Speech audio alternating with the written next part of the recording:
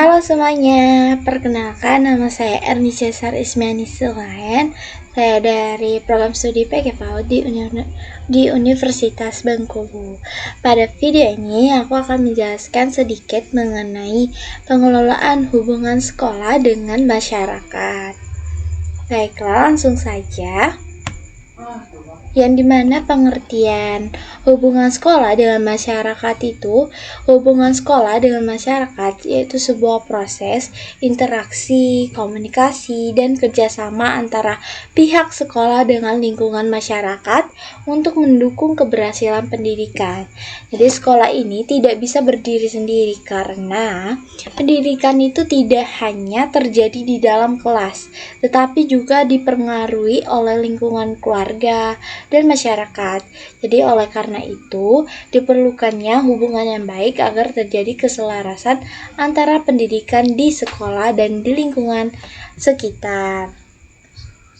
Jadi hubungan ini bersifat dua arah, artinya sekolah itu sebagai penyampaian informasi kepada masyarakat, sebuah program atau kegiatan perkembangan siswa, sedangkan masyarakat itu memberikan respon, dukungan, dan masukan kepada sekolah. Jadi dengan adanya hubungan yang baik akan terciptanya lingkungan pendidikan yang lebih harmonis dan efektif. Selanjutnya, di mana tujuan hubungan sekolah dengan masyarakat ini, yang pertama yang dimana meningkatkan pemahaman masyarakat tentang program sekolah. Jadi masyarakat, khususnya orang tua itu dapat mengetahui tujuan, kegiatan, dan kebijakan sekolah sehingga tidak terjadi kesalahpahaman. Kedua itu ada membangun kepercayaan masyarakat terhadap sekolah, yang dimana jika komunikasi berjalan baik dan transparan terbuka, maka masyarakat itu akan lebih percaya terhadap kualitas dan kinerja sekolahnya.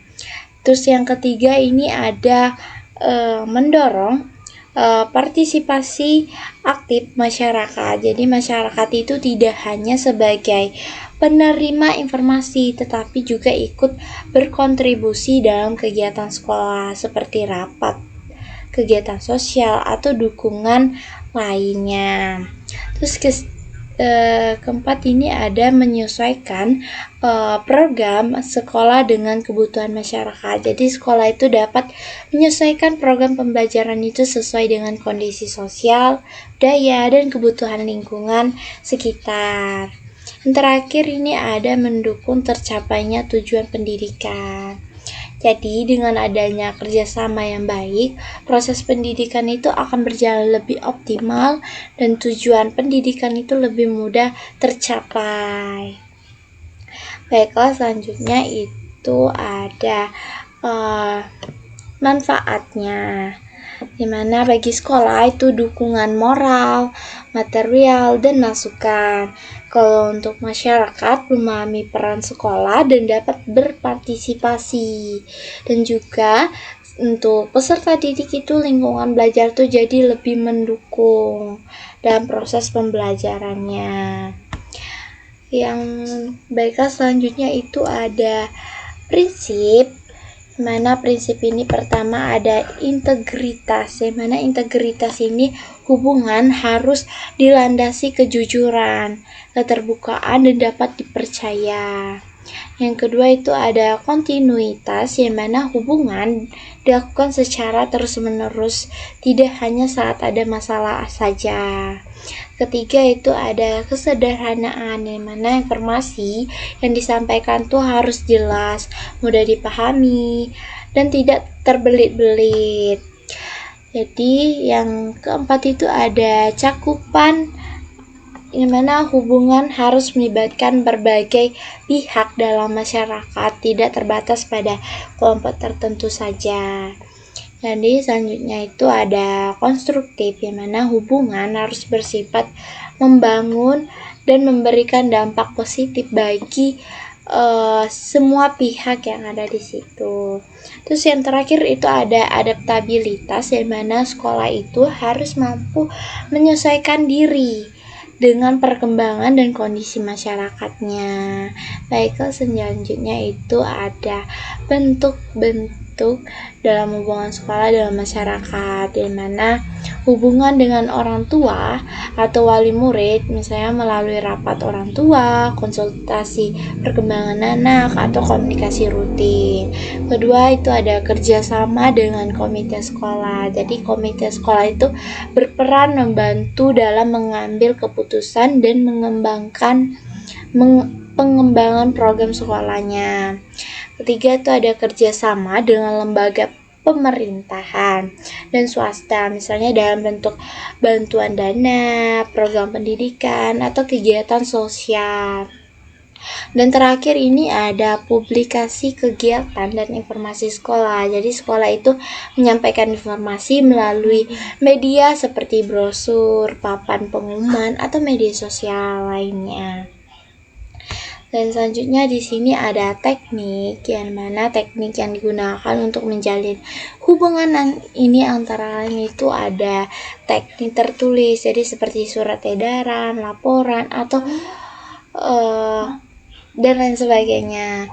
Terus kedua itu ada teknik lisan, di mana melalui rapat, diskusi, atau pertemuan langsung. Ketiganya ada teknik peragaan, seperti pameran hasil karya siswa atau kegiatan sekolah. Jadi yang keempat itu ada teknik elektronik, yang mana menggunakan media sosial seperti WhatsApp, website sekolah, dan lain sebagainya.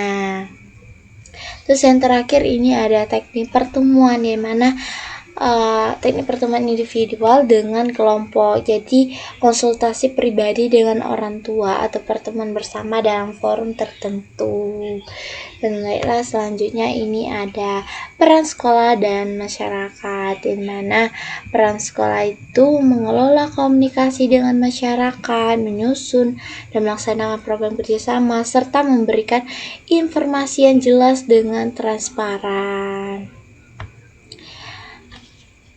Dan selanjutnya itu ada peran masyarakat, di mana memberikan dukungan moral, tenaga, dan materi, terus berpartisipasi dalam kegiatan sekolah, dan memberikan masukan atau kemajuan sekolah. Jadi sinergi keduanya ini menciptakan lingkungan pendidikan yang baik. Jadi hubungan sekolah dengan masyarakat itu sangat penting untuk meningkatkan kualitas pendidikan melalui kerjasama, komunikasi, dan partisipasi aktif. Baiklah, itu saja yang bisa saya jelaskan mengenai pengelolaan hubungan sekolah dengan masyarakat di video ini. Semoga apa yang saya sampaikan itu dapat berguna bagi orang yang menonton video ini. Jadi sekian, terima kasih, dadah.